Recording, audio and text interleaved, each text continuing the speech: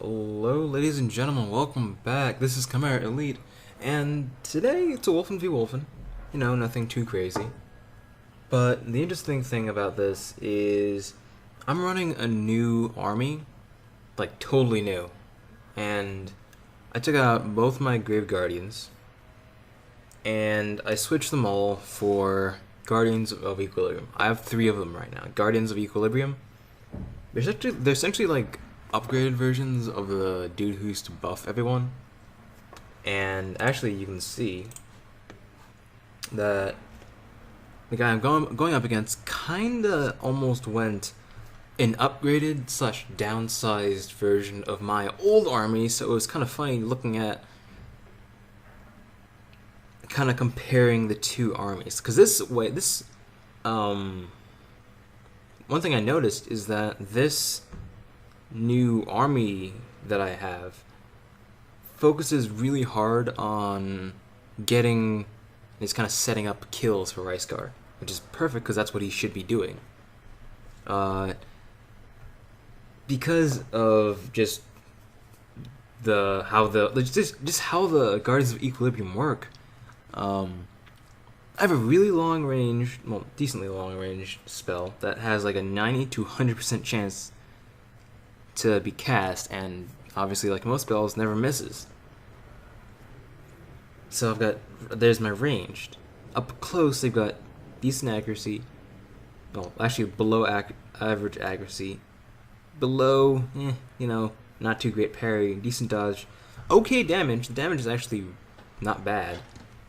Which is augmented actually by Ricegar, because typically by the time anyone gets to them, that one unit has been whittled down by just spell after spell after spell. And Ricegar is going to be near the front lines, which means kind of that everyone gets the Scourge wounded, aka wounded enemies take more damage from all sources if the units that are attacking them are within the Ricegar's aura. I don't think it actually matters whether the attack is ranged, a spell, or melee. I think it's simply damage dealt by this unit that's within Ricegar's aura is increased when attacking a wounded enemy. It's as simple as that. Now, obviously, because I've got kinda a slower, I mean not slow really, but because I've got a slower army that doesn't, I don't know, they don't have as much of a rushdown. Like the play is way more defensive, and I kind of like it. It's weird, but I can still rush really hard because I can poke one area, weaken that. Ricegar goes in that area, while they all assault the front. And they can pour out a lot of damage because they can cast a spell.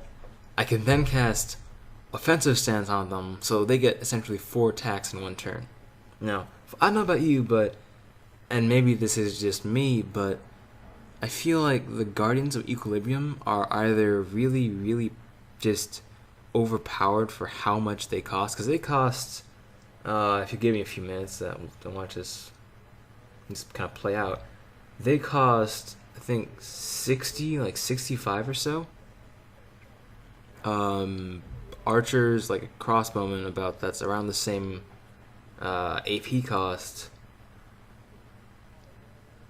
is nowhere near as useful. Maybe it's just that the Wolfen need a different.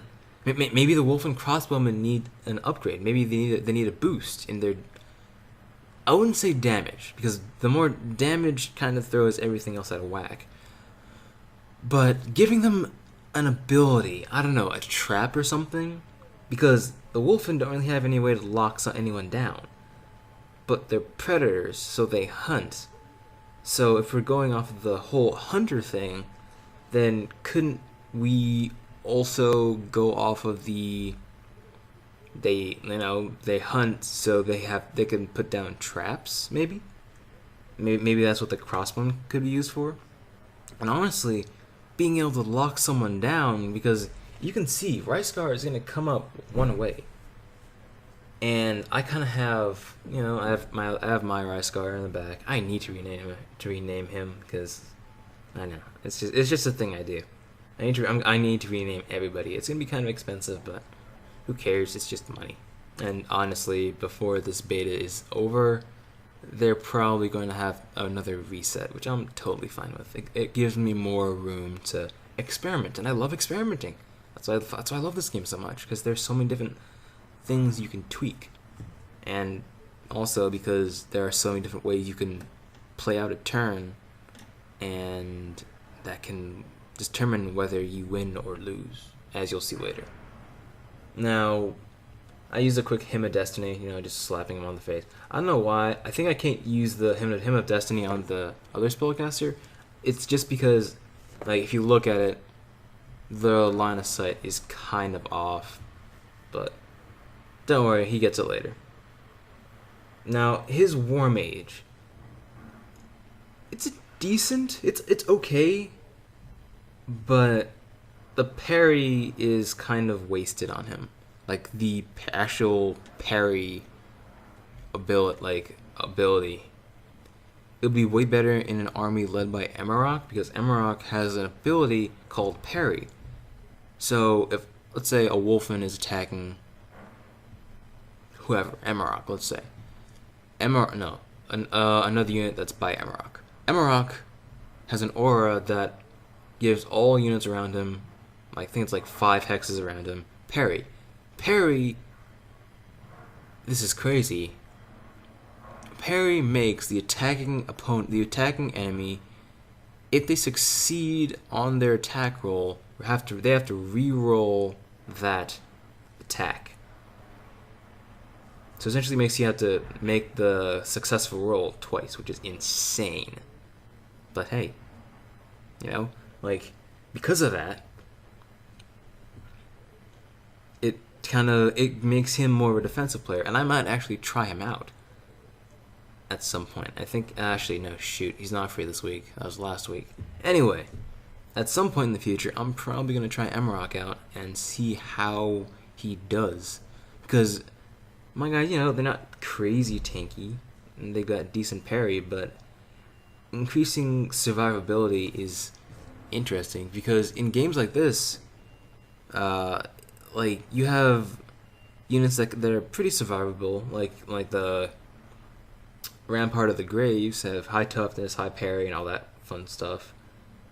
But you also have guys who, in the past, they're predators of blood, and they're Grave Guardians.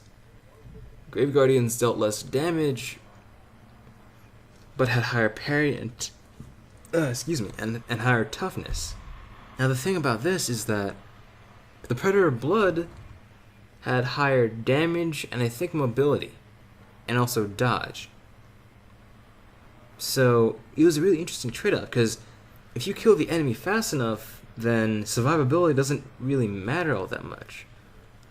I mean, some armies it matters a huge amount, being able to rush down the enemy, because especially if it's what would be a good example?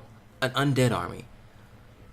An undead army given 2 to 3 turns, can have up to, let's say they have 2 necromancers, 2 summoners.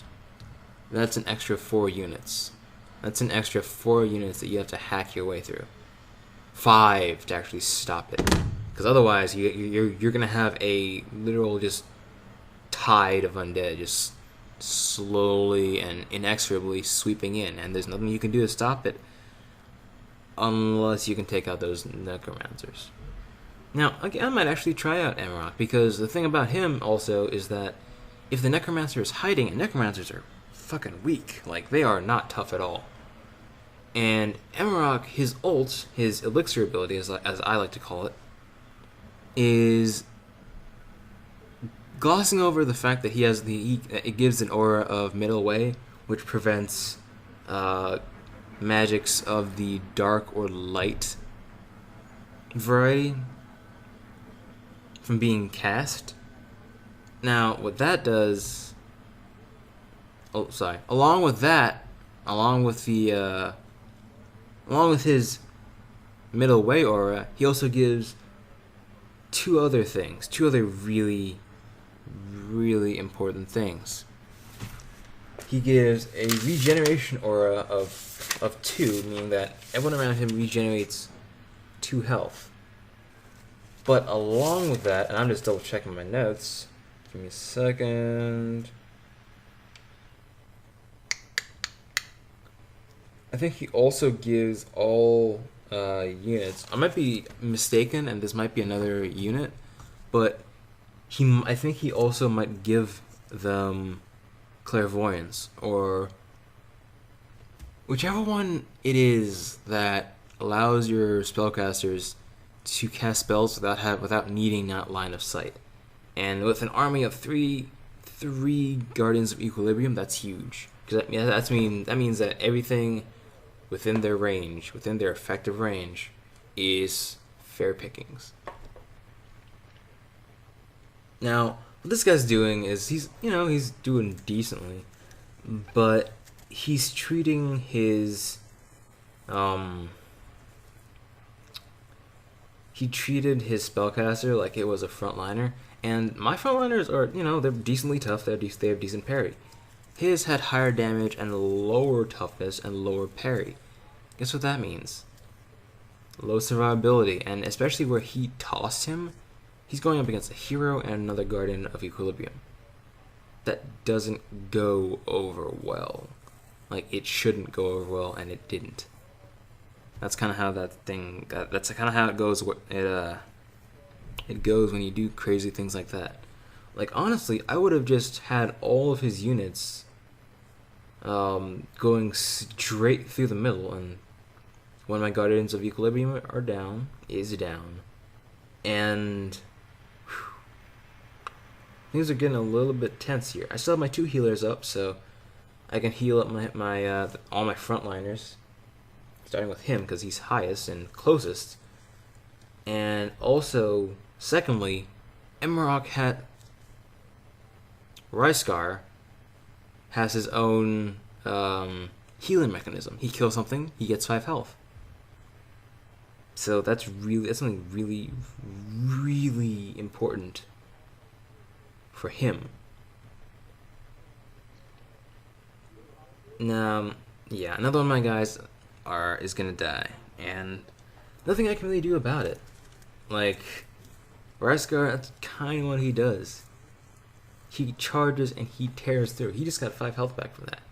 He is actually a little bit stronger than me, and because of where he is, he's dealing 9 damage to me. Now, it's at this point that the choices that I make can make or break me. Like, I choose to damage Ryscar a little bit, as much as I can from that distance, and pull out of my ass, essentially, an offensive stance. I'm like, I can't hit that guy, guaranteed, but this guy used an offensive stance on me, on another guy actually, and I'm just going to wail on him until I can get this done. And my damage actually went up. Guess why? Because I believe he's within Ryscar's aura. Scourge wounded. Shit hurts even more now. And at this point, this is where Ryscar's abilities really, really shine. And I just say, fuck it, I'm just gonna make sure. Okay, he doesn't have everything. He actually doesn't have Implacable, which is interesting. But I just burned his ult, so he has infinite Implacable for his full movement. I make sure to take out the one who I know I can hit, and then go in for the kill on the last one. And I'm almost back up to full health. And that's how the cookie crumbles. I hope you guys enjoyed this video. If you did, leave a like, subscribe for all the videos that are going to be coming out after this one, because this game is nowhere near complete. I'll see you guys when I see you guys. Peace.